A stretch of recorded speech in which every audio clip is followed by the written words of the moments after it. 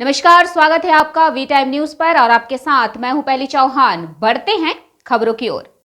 मुर्शिदाबाद के फरक्का में 4 land bridge पर नए पुल का काम तेज गति से चल रहा है। अगर यह पुल खुल जाता है तो उत्तर बंगाल और दक्षिण बंगाल की संचार व्यवस्था काफी बेहतर हो जाएगी, क्योंकि पुराना फरक्का बराज जो उत्तर बंगाल और दक्षिण बंगाल के बीच एकमात्र सड़क है। कभी कभी फरक्का के ऊपर से जब गाड़ियां पलट जाती थी या टूट जाती थी तो यात्रियों को घंटों परेशानी होती थी। फरक्का के वर्तमान तृणमूल राज्य उपाध्यक्ष मैनुल हक जब विधायक थे तो वे प्रणव बाबू को फरक्का के लोगों की दुर्दशा से अवगत कराने के लिए बार बार दिल्ली जाते थे।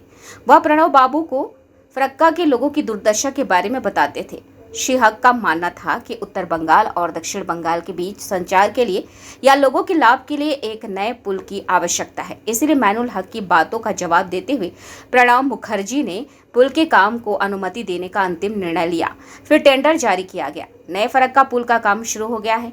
इसलिए श्री हक आज फरक्का में नए पुल पर हैं। RKSE कंपनी के प्रोजेक्ट मैनेजर से मुलाकात करने के बाद उन्होंने एक प्रेस कॉन्फ्रेंस आयोजित की और कहा कि मैनुल हक साहब जल्द ही ऑनलाइन पुल का उद्घाटन करेंगे, यानी 2025 तक पुल दोनों दिशाओं में खुला होगा। अगर यह नया फोन लॉन्च होता है तो मालदा और मुर्शिदाबाद के लोगों को न केवल लाभ होगा बल्कि दोनों जिलों के बीच व्यापारिक संचार भी बेहतर होगा।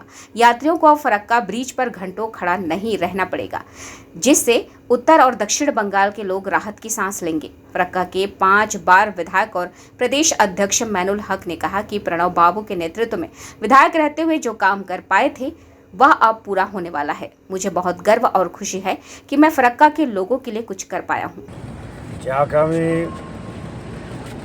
আমাদের প্রথমে কৃষি কোম্পানির এখানে স্টার্টিং থেকে ভেঙ্কটেশ স্বামী প্রথম থেকে আছেন, আমার পাশে আছেন, একেবারে স্টার্টিং থেকে আছেন। অনেকে চেঞ্জ হয়েছে কিন্তু উনি আছেন। আমার মনে পড়ছে যে 2020 সালে ফেব্রুয়ারি মাসে 2020 সালে ফেব্রুয়ারি মাসে একটা বড় ধরনের অ্যাক্সিডেন্ট হয়, যেখানে একজন ইঞ্জিনিয়ার, একজন লেবার, দুজন মারা যায় এবং তারপর থেকে দীর্ঘদিন কাজ বন্ধ ছিল। তো বহু চেষ্টা করে কাজটা শুরু হয়।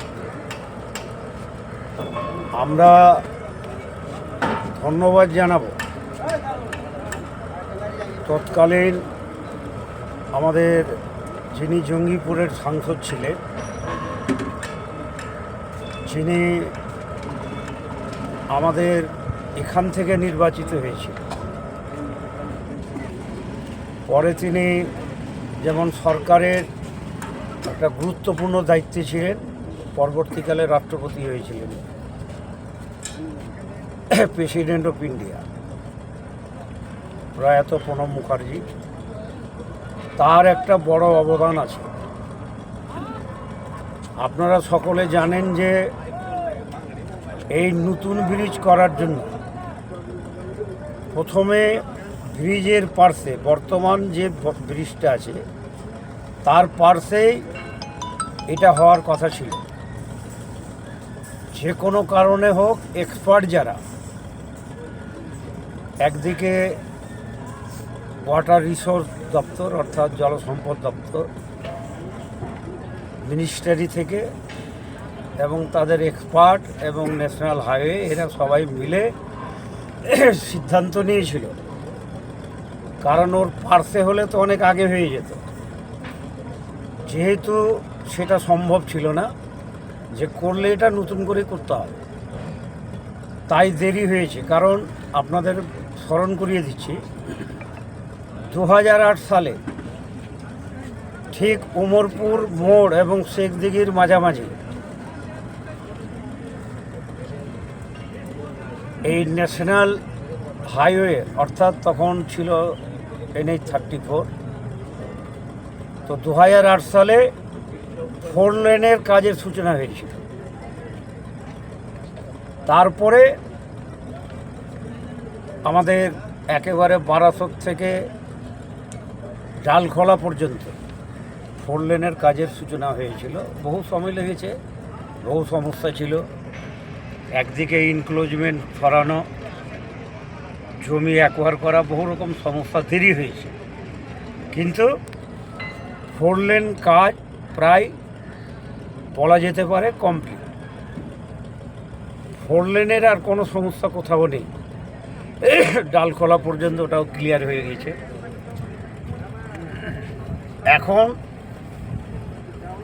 এই ব্রিজটা যেহেতু এই নিউ ফারাক্কা, এটাকে নিউ ফারাক্কাই আমরা বলবো, যদিও ফারাক্কার নতুন ব্রিজ বলে এটা পরিচিতি লাভ করেছে।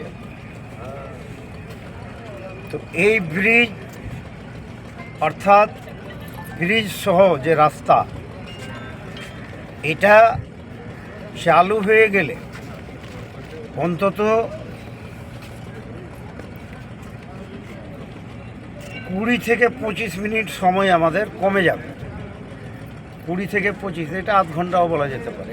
अभी वही हम लोग सर ने पूछा कब तक ये होगा बोल के, हम लोग सर बोला जैसा मैक्सिमम जुलाई एंडिंग तक एक साइड LHS ब्रिज खत्म करने के लिए कोशिश कर रहे हैं, और नेक्स्ट वाला अक्टूबर एंडिंग तक मैक्सिमम कोशिश करके ये करने से मैक्सिमम एक 20-25 मिनट सेव होने का ये है, हम खत्म करके आएंगे एज पास जुलाई में तक।